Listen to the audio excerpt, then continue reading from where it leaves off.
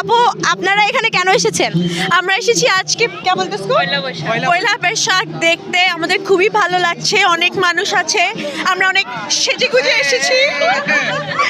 আর এরা হচ্ছে আমাদের বাকি ফ্রেন্ড, ওটা হচ্ছে সানিয়া, ওদের দিকে তাকাও, দ্যাটস সানিয়া, দ্যাটস বুশরা, সুমেরা, শোয়েব, ফারহান, রাবেয়া, নীলুফার আমার খুব একটা সুন্দর ফ্রেন্ড, ও হচ্ছে জিশান।